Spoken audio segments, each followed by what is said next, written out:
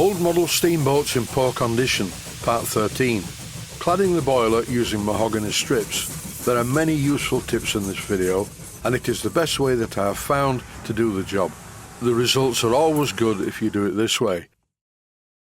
This video is a top tip time special, and I really am sure that you will find this useful if you need to clad a model boiler using strip wood. The first part of the job is to remove the fittings on top of the boiler.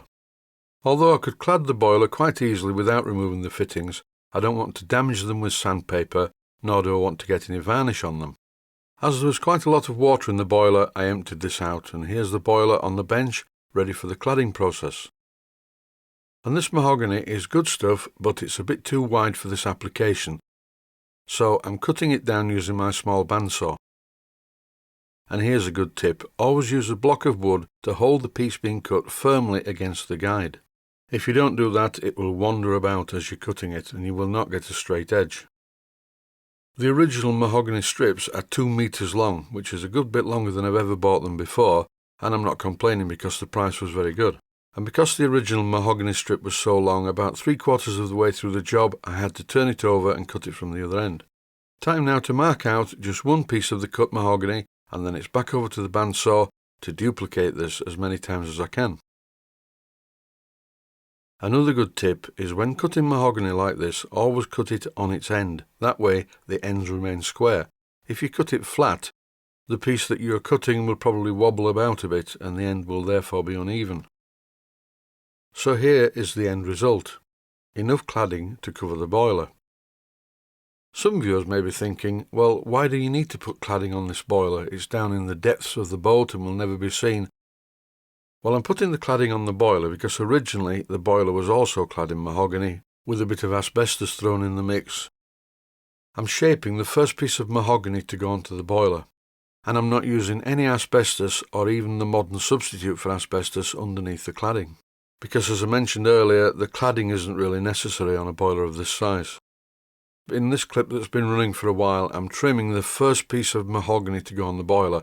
If you don't fit this first plank at a perfect 90 degrees to the boiler end plates, you will run into trouble later on when you fit the rest of the planking. I've made videos about doing this job before. As usual, I'm using a small drum sander fitted to my Minicraft drill. Making this first plank is the most difficult part. The cutouts in the mahogany strip need to be precisely in the right position for it to look right, and as I mentioned before, the strip when fitted needs to be at 90 degrees to the end of the boiler. There now follows a gluing extravaganza. My adhesive of choice for this is cyanoacrylate adhesive, also known as CA glue or super glue. And here's yet another good tip. When you cut the ends of the planks to fit around things on the boiler like bushes or the chimney, always do it at a slight angle, because if you look at the bushes on the boiler, you will notice a fillet of solder at the base of the bush. So if you cut the wood square, it will be held off the bush by the solder around it. With the first mahogany plank in place, it's time to fit the second one, and I'm now putting adhesive on the boiler to fit the third one. And this third mahogany plank is the first one that runs the full length of the boiler. So after this one, the job is going to become a lot simpler. Well, for a short while anyway. This part of the sequence has been running in real time, but now I have to speed it up because otherwise the video will be far too long. The entire job took about an hour and a half in total. You will notice some green masking tape on the top of the boiler temporarily holding the planks in place. This is not intended to be a tip. I use the masking tape for the first few planks only to hold them in place. I would normally use an elastic band for this, but I didn't have any. So I used masking tape, and I wish I hadn't have done because the masking tape sticks very well to the cyanoacrylate adhesive on the top of the mahogany. However, here is a top tip when you're doing this job. You need to sand as you go. Because you're sticking these pieces of mahogany around a tube, obviously there are gaps in between the mahogany because of the geometry of the thing. And also, these gaps are full of cyanoacrylate adhesive, which is generally still wet. So after fitting, say, 5 planks, use some 100 grit sandpaper to sand down the top of the mahogany. And what happens is the fine powder generated by the sanding process falls into the gaps, where it immediately sticks to the surplus cyanoacrylate adhesive and fills the gaps. Simple, really. After going down one side of the boiler to the underside, I turned the boiler around and now it's time to fit the fiddly bits at the top. Sanding the mahogany around the bushes is also a good idea, as once again the fine mahogany particles created by the sanding will fill any gaps between the mahogany and the bushes. So once again, here we go all the way down the other side. I'm getting a bit bolder on this side and putting sufficient adhesive on the boiler to stick quite a few planks down in one go. But do be careful when doing this, because sometimes if you put say 4 planks on and push them together, they suddenly jump over each other, fall onto the bench and fall onto your trousers or your t-shirt. Health and safety warnings, and these are important ones really. Cyanoacrylate adhesive gives off very, very strong fumes. Always do jobs like this in a very well ventilated area. Also, it's a good idea to wear eye protection. In fact, it's essential to wear eye protection. I can't think of anything worse than getting some cyanoacrylate adhesive in my eye. Apart from a javelin, that wouldn't be too good either. This is a tin of premium thinner, and this stuff apparently is called lacquer thinner if you live in the USA. I'm using this stuff to remove the paint from the rudder because it was badly chipped. I don't need to use premium thinner, or thinners as I normally call it, because I'm only using it to remove paint, but standard thinner smells really horrible. So I generally try and buy the premium stuff, it smells a bit nicer. And before any viewers write in and start off with the immortal words, "Are you aware that?" Well, yes I am.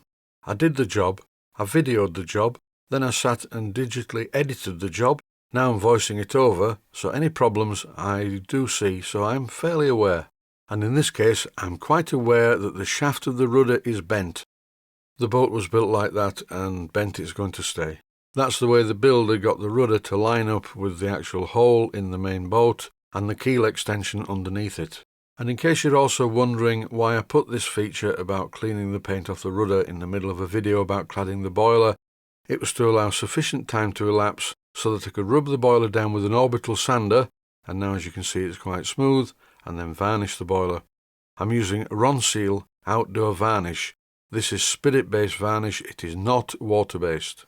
Normally I would apply varnish to a boiler like this using a cloth, but in this case I wanted to try out my new paintbrush. This is a small flat paintbrush. I bought it from the model shop Leeds, and it is an amazing brush. I'll be doing a lot of painting with this. In fact, the next time I go there I will buy some more, I think. When doing a job like this, don't forget to seal the edge of the mahogany as well. Don't be confused by this varnish. I know it looks brown, but it isn't. It isn't one of these self-coloured varnishes. This is a clear gloss varnish. So I don't know why it's brown. A viewer a few weeks back wrote in and said, "Your fingernails are very dirty. I think you need a pedicure." So I thought, oh, okay. So I went and had a pedicure, but my hands looked exactly the same. Because I make one of these videos almost every day, it's quite difficult to keep my hands clean and in very good condition. I don't like wearing gloves because I find that dangerous in the workshop. But looking on the bright side, my feet look better than they have done for several years. To conclude this episode, I'm just going to leave you with this image of the varnish drying. And that's it for now. Thanks for watching, and I hope you found it useful.